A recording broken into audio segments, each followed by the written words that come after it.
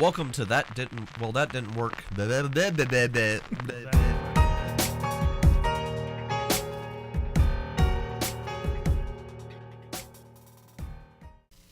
Hey everybody, welcome to Legend of the Five Rings live stream number 1. We're going to start with some table talk for the next half hour or so as people start filtering in, but feel free to hit us with your questions in chat about the rule system. We don't know everything about it yet. We're definitely still learning the game, but we are loving it, and we'd love an opportunity to know what you're interested in about it. Also, there is a thunderstorm going on, so we're going to pretend that this entire episode of Legend of the Five Rings happens in a tundra. It's the Thunders. The Thunders. Yeah. Let's start off this table talk. Very, very friendly. Yeah. Oh, sorry. Yeah. So that's Kevin. If you haven't met him yet, Kevin will be leaving us shortly. So yeah, I wanted to start this kind of table talk. We've got about half an hour before the session proper begins, and I want to take some time because it's probably one of the most asked questions that I've gotten on like forums and stuff is like, what do our characters look like? Because I have done a really crappy job of asking you guys what you're wearing in public. So let's go ahead and start there, Rick. What does Miyamoto Diphthong look like? Like, what his physical features, and then like what does he wear generally speaking? Like, how should we picture Miyamoto Diphthong? A younger version of this. Well, for our audio listeners, he would have a bald head, which is typical. That's one of the things monks do is they shave their head. He would probably have a goatee. He would be somewhat dark-skinned. Brown eyes. He's about 5'10", just average height, average build. But even though he's average build, he's fairly muscular because being a monk, he trains and works out on a regular basis. Sure. He would probably have. He would be wearing the. He would probably be wearing the colors of his Togashi, which would be the green, and but he would be. It would be fairly drab. Just looks like a peasant's shirt, basically, and baggy pants with tied up around the. Your typical Oriental style of footwear, where it's wrapped up around the shins and the feet, and he has, when his shirt's off, he has a tattoo of lava running down his chest and his back, which is from his, which is the tattoo that the Izagawa, I think, monks, which is the Togashi monks. Get when they go through their Genpuku ceremony, and you did it right that time. Yeah, thank you. Yes, I didn't commit suicide this time.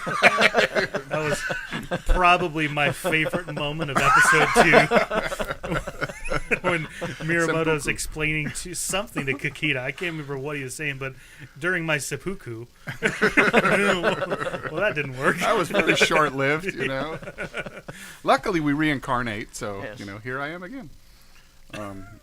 But that's basically, what he looks like. Awesome. So yeah, that's fantastic. So now we have an idea of what Miyamoto is doing.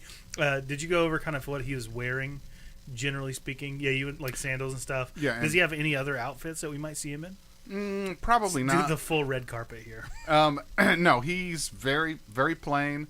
He carries a staff. He's always wearing. The only thing that he has that is fancy is his wakazi.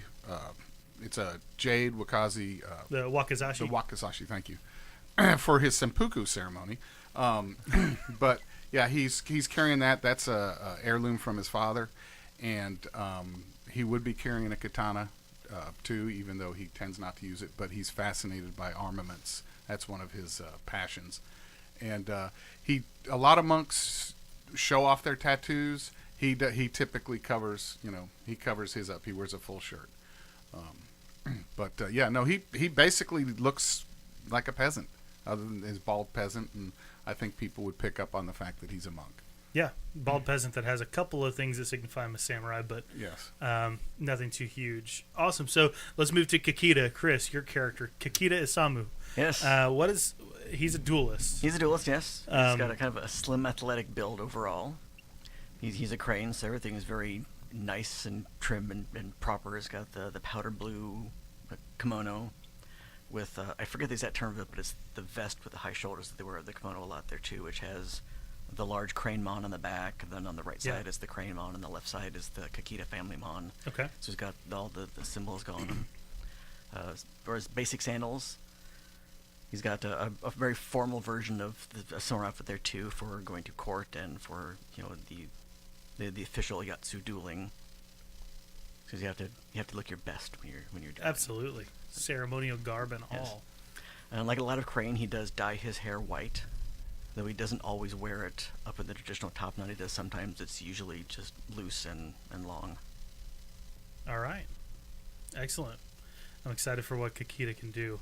Let's move to Isawa Airi. Or is it Airi or Airi? It's Ari. Airi. So Isawa is a Shugenja. He's part of the Phoenix clan. And if you physically wanted me to describe him, he'd have the traditional top knot. For those that are unfamiliar with it, Shugenja are more like the priests. They keep more of the code of, not just Bushido, but they deal more with the religious side of everything. They try and be the mediators. But the Shugenja themselves, or the Shugenja itself, is it's kind of the Oriental spellcaster of the game. So he relies more on his power than he does on physical combat skills. Now, physically, he's probably close to about 5'7", 5'8", relatively short. But he does have the top knot, and he's going to be a lot more tan. One thing about Isawa here is that he's seasoned. It's one of his traits is he's seasoned. So that means that he's a little bit older than his counterparts that are around with him right now, because he went on a longer Ronin walkabout to learn more about life. And with that, he's a lot more tan. He hasn't necessarily been inside and training per se. So I think in that respect, he'd be more like some of the peasants, some of the monks that are out there that are like that. But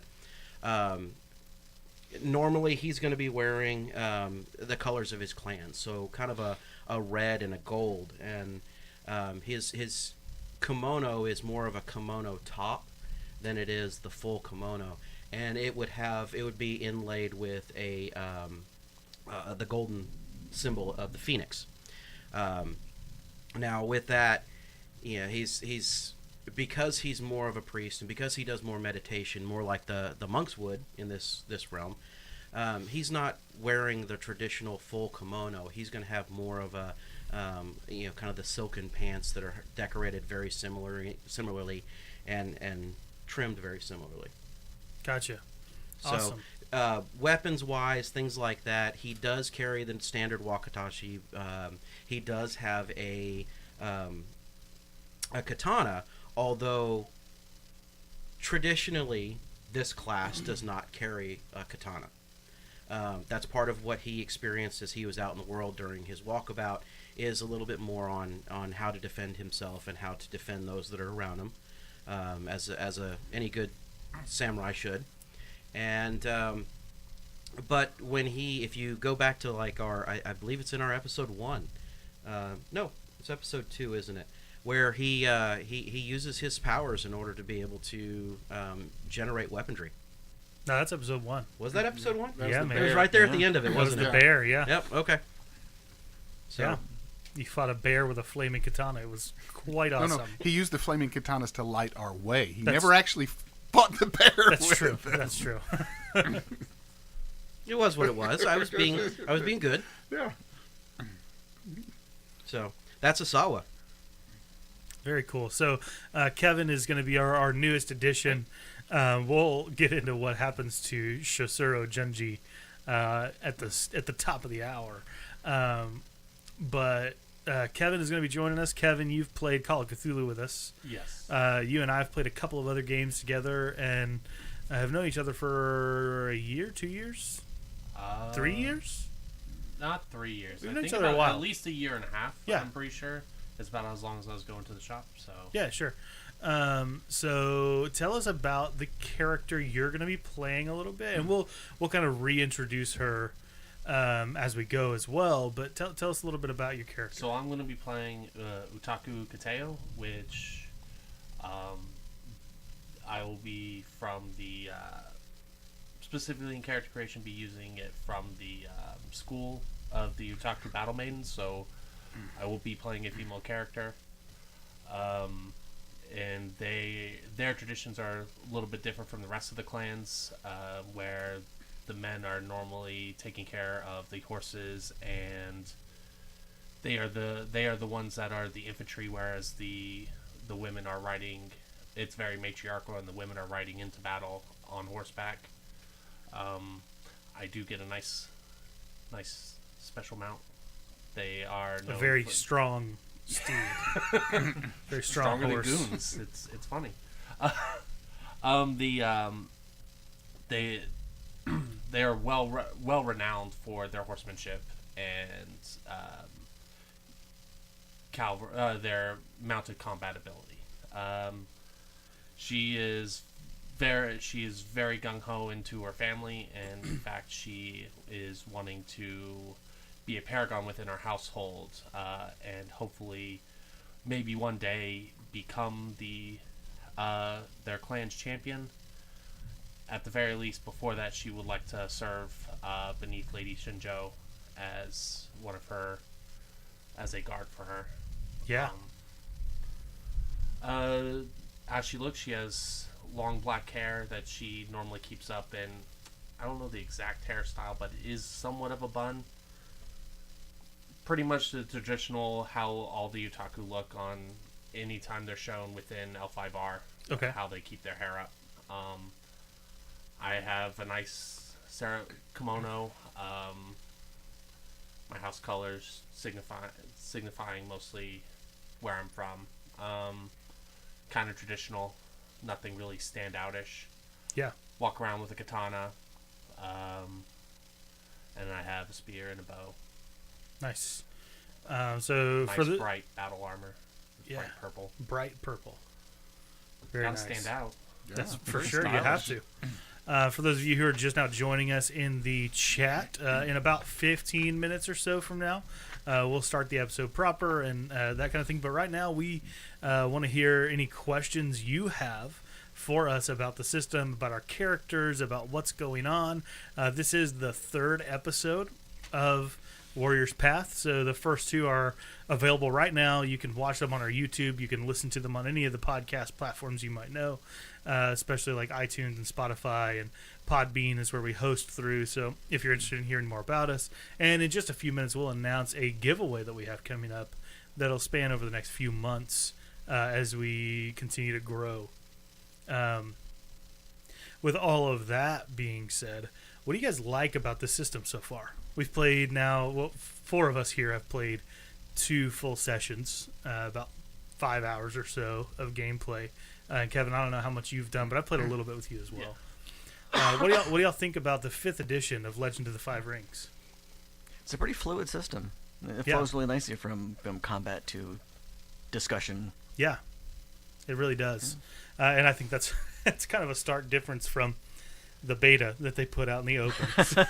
What do you want to talk about? Yeah, it was rough, but I think that Fantasy Flight did a really great job, I think, of listening to what people liked and didn't like about the beta test, and really did a fantastic job of piecing together a really palatable, fun game that also challenges beginning role players and people who've been role playing for decades.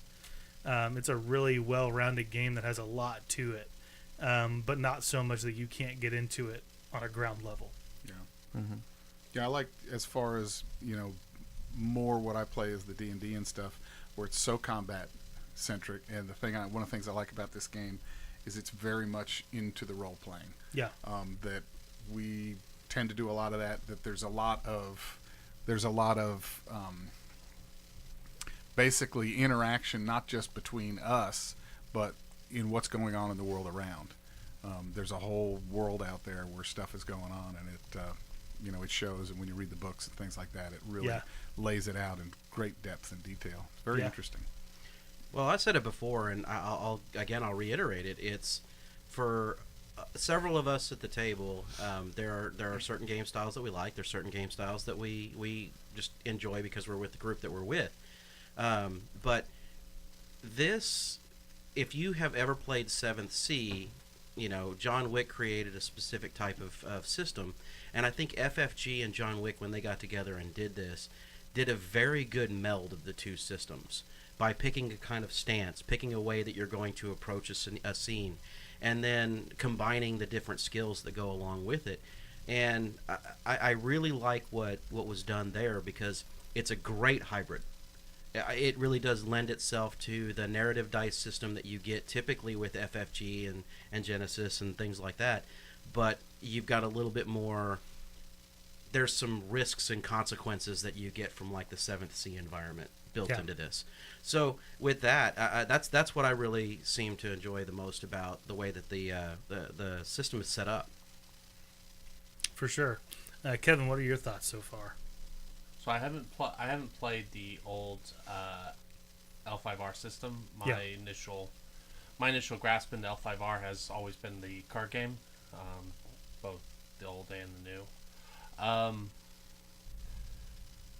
I've liked it so far. It is quite different from the other FFG systems that they've had out there, either with their older RP stuff with D10s, and then even into their narrative dice system.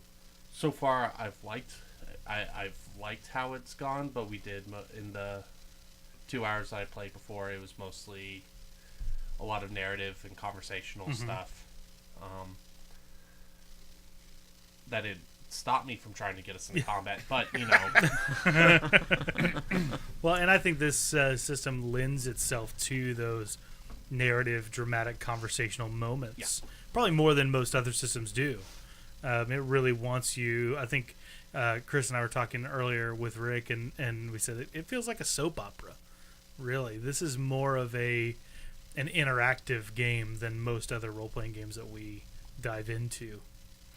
And one thing I think that's unique about this is the rings themselves. Yeah. Because when you go into whatever you're going into, you choose a certain style. And for instance, my character is earth and fire because of the conflict that goes on in him. And so it makes me think about when I'm going into something, am I angry? So what ring am I going to pick because of my attitude? And if I pick that attitude, then I'm kind of stuck in that, if you will. But it helps me to role play it a little bit in the fact that, what am I thinking about? Why am I doing this?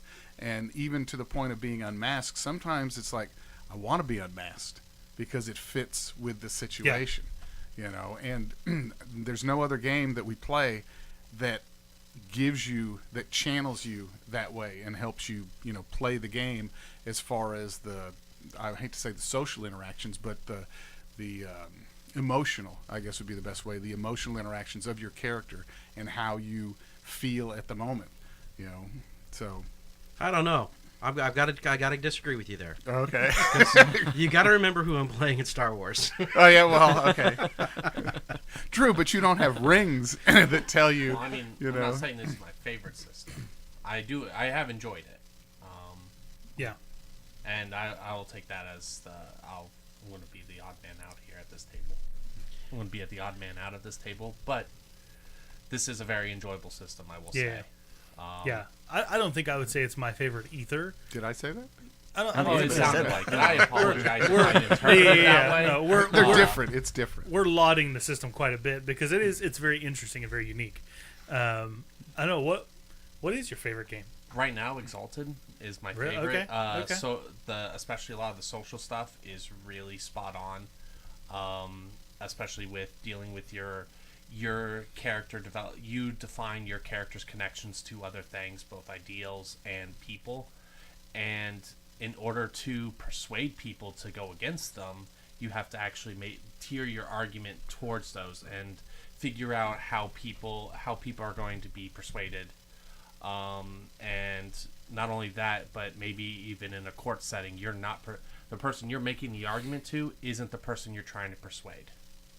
It's actually the rest of the people around who have a different connection. You're targeting your argument towards them while you're having a conversation with somebody else. So it Sounds like a very Scorpion thing to do. You're gonna need to take that back right now. Them's harsh words coming from Dragon Man. I'm just saying. I'm very sincere. You don't think my horse can climb mountains? The dragon you do are tend to be a sadly dragon. mistaken. You don't want to come after this mountain. Bet You you, better does. take your little bow and shoot from a distance. bet you my horse can beat you in social. The social encounter. That might be Probably. true. That might be true. His horse does have 3 ranks in social skills. You actually give your horse skills? No. Oh. No, this is an NPC block that doesn't make sense to me yet. Oh. The horse has culture skill. Really? His horse is basically Comet from the Missions of Briscoe County Jr. Yeah. But I like that system just because of how from 0 to 60 it goes. Yeah. Especially the 3rd edition's been a lot better. But we're playing the system, so. That's true. Well, we're just kind of in table talk right now. We have 9 minutes. 9 minutes, folks, until Legend of the Five Rings really kicks off. Mike, what's your favorite system? Oh, we've told you over and over and over again. I know, but I want to know. Riffs. Riffs. That's right. Hands down riffs. Palladium riffs? Palladium riffs. I know it's crunchy for those of you that don't like crunch, That's the look that I gave Kevin when he said Exalted. but the reality is that it's one of those few games that if you take away the MDC, SDC conversation that everybody hates, but at the end of the day, it really does meld an entire world and an entire universe of magic and machines all together. I like the story for it. The story is amazing. You cannot have enough skulls. I mean, I'm a 40k player, so you can't have enough skulls in my opinion. And the Coalition brings that. Also, Dog Boys. Mm-hmm. Dog Boys are the best boys. Just remember that. Bred to be loyal. Right? But, again, the game system itself, yes, it is crunchy, but again, that's the table. If you have a table, like, I'd say if we ever brought that game to this table, half of that crunch would be gone. Have you ever tried the Savage Land riffs? Because I know other people who have played it and they've liked it. They've liked the changeover. They played both the Palladium and the Savage World. And I actually converted it over to Genesis. That's fair. Nice. So, but the Savage Worlds, in my opinion, it's a good system and it's a fun system, especially if you're playing one shots or maybe up to 3 or 4 games. But beyond that, there seems to be a lot of power creep built in that system. Okay. At least the way in my experience. Okay. Yeah. All right. I can understand that. 7 minutes left until we begin the stream proper. Rick, what's your favorite system? Well, fantasy is my favorite genre to Okay. play in. So probably D&D. Of course, there's a lot of limitations in D&D, and people that play D&D, most of the games I get in, it ends up becoming just a dungeon crawl. There's not a lot of role-playing that actually goes on at most places. Well, I'll do my best to avoid a dungeon crawl. Okay, yes, well. I don't want to be in any dungeons in this world. But you then get when a chance to fix that, don't you? Well, when I run a game, I tend to create a dungeon crawl. So it's kind of like, And I will do my best to make it. Oh, I know you'll blow that up. That's why all your character ideas, that you come up with, Ideas. is like This is ideas. maybe someone They're else I might allow that, but not you. I need a pretzel and a bowl, and I need a dwarf and That guy's arm. Yeah. So it's really funny that those are the 3 items that you said. there's a reason why I said those Like, three Gotcha, we've heard gotcha, this gotcha. story. Yes. Okay. I won't bore the world. I don't know. They may be interested. We've got 5 minutes to kill. We do. Yeah. We'll leave that for another table We talk. do. We've What's got- your favorite story, Percy? And what my game favorite. do you enjoy? We'll wait for me. I want to hear Okay. from Chris. What is your favorite system? I don't really have a favorite system. There are things I like about a lot of different systems, and there are things that I don't like about a lot of different systems. It really depends on who you play with. And like we were Yeah. saying before, if we sit at this table and play D&D, it's not going to be necessarily a bunch of murder hobos and the dungeon crawlers, because that's the kind of things we like to do. I disagree. No. I am a murder hobo. What is wrong with being a murder hobo? I mean, Because you need a home, damn it. You need some place to go when you're done murdering folks. That's right. Murder homeowner. all right, Exactly. all right. Murder homeowner. Okay. So we're playing in the movie scene Suburbia. Something like that. All right. I'll be a Murder thy neighbor. homeowner in just a little way. As a D&D murder hobo, you'll be a homeowner in just a little bit. You know. Okay. Okay. Yeah. Maybe it's a little too all right, dark. we're done. Yeah, maybe. All right. I think so. Rick, you asked me what my favorite system was. Gosh, I try to avoid it. Oh, I don't try to avoid it. I try to like other systems more, but I always come back to 7th Sea. I love playing in 7th Sea. It's a lot of fun. An It's a immense great amount. system. I like GMing for 7th Sea. I like playing in 7th Sea. It's the action economy just hits me right where I like it. Like being able to like roll the dice and like, hey, you rolled 10 successes, you have 10 actions. That's cool. Like and the scene basically resets whenever everybody runs out. Like I like that mechanic. I like the way that system kind of manifests itself. Oh, And the GM can kind of change them on I'm the a fly whale. too. So if you have 5 successes, you want to do 5 things with it. The GM changes the scenario a bit using Exactly. his things, and you have to decide: okay, do I want to do what I want to do, or do you want to save this family from the burning building? Exactly, and the character advancement too. So I think I have 2 favorite character advancements, and it's 7th Sea because it's all based on your story. You get better at fighting because you did 5 things that had to do with fighting. Mm-hmm. You get better at shooting guns because you did 3 things that, well, you had to aim for something, and so you got better at shooting guns. Like that whole mechanic of like this is how you advance is by doing the thing that you want to do makes sense to me, and I like that a lot. My other favorite advancement mechanic is Apocalypse World, where you advance by failure. that is real fun. I know someone will disagree with you about loving Apocalypse World. Oh no, that's fine. That's fine. Not everybody has to love the things that I well, love. it was my fault. Oh yeah, well you did it. I did it. Yeah. So once again, we have a storm going on. So if at some point our feed cuts out, we are very, very sorry. We will continue the recording and everything, and we'll get things back up as quickly as we can. But just in case we're not able to, this does go out on YouTube and the podcast, so you will still get the entire story. Thanks so much for hanging out with us. We have 2 minutes till the stream proper, and while we wait for that time, we want to announce we have a giveaway coming up. In June is going to be our first giveaway. We are all very excited to do gaming stuff, and Mike tends to get a little carried away and goes home and makes all this stuff for our games. He's just creative. He's very, very creative. He made our table, he made like our camera setup, and he made this really fancy. He didn't make this though. He didn't make that though. He made this really fancy dice roller right here. He's holding it up. Oh, I think I'm pointing in the right direction. That yet. Yeah, I'll hand it across. And now it's up there. Very cool. Yeah, so he made this dice roll. It's handmade. It's very good. Rolls all 20s. Or if you're Udell, it's all despairs. Yeah, But or if we're you're good. Adele, it's all 1s and despairs. There's no 20s. Those on dice here don't and have no numbers. despairs. Well, you didn't clarify that That's when true. you That's said true. that. If you're rolling dice with numbers, it rolls all 20s. We're going to be giving that away the first Even a Even 12-sided stream. dice. We're going to be giving that away during our first stream in June.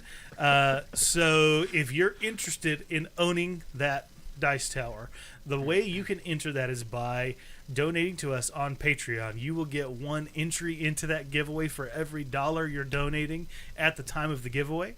So if you come in under our $2 mark, you get 2 entries. If you are donating at the awesome $15 mark, you get all the things that come with that plus 15 entries into the giveaway. So we're really, really excited about that. And if it goes well, we'll give away lots more stuff, lots of it handmade, some of it being like core rule books to the games that we play. So head on over to our Patreon, patreon.com/notworkingcrew, and sign up for that. And Forgot to mention one thing, Percy. Okay, I'm what's going up? to interrupt Yeah, you. go for it. So one of the things that we talked about at the table before we ever even came up to the table talk at this point was that the entire Not Working Crew, this is the first giveaway that we are doing. Yeah. So the entire That's Not true. Working Crew will sign the bottom of this dice roller, and then we will label this as the first giveaway coming away from this channel. So if the channel grows and it moves forward, then, you know, as far as, you know, to a major player in the market, then you'll be the one that gets to claim that you've got the first thing that was ever given away from the channel. And we will make sure that we get that shipped out to you. So I guess that means we're going to have to number them from here on out. Yeah, so keep it in the shrink wrap. Make sure you keep track of that serial number. And Serial number. One. One thing. serial number 1. One thing I'd like to add too is pretty much anything that Mike builds, I've noticed, is pretty well industrial strength. Yes. It would take just short of a grenade probably to destroy most of the things that I've seen him construct. What can I say? It's a gift. And if you donate $2,000, we will blow up this dice tower with a grenade. And that dice No, tower you donate $2,000, I'll build you a gaming table with a TV in it. That's Whoa. true, too. That's pretty big. That's a good deal. So with all of that being said, thanks so much. If you are not already following us on social media, you can follow us on Facebook, Instagram, or Twitter at Not Working Crew. Mike, where can they find us on YouTube? So if you go to YouTube and you just want to search through, just look up the channel, Well That Didn't Work Crew Member, and it'll pull up everything that's on our channel. If not, I would really suggest that the easiest way to get to everything that we have is to go through our Facebook, Percy. Yeah, absolutely. All right. Well, what do you guys say we get started with some actual Legend of the Five Rings? That's just crazy talk. What do you guys think? You think we should go ahead and give the people what they Wait, we want? came here to roleplay? We're not role playing? I was we've been role playing. all right. We're all guys. murder hobos. So Oh, no. I don't know about that. All right, are y'all ready? Ready? You got your character sheets, you got your dice. Everybody's set up, ready to go. We got stuff. This is our first L5R stream, so we still barely know what we're doing, but we do have dice. We have sheets. We have pencils. Huzzah. You guys have pencils? I need to meditate for a moment. I see. All right.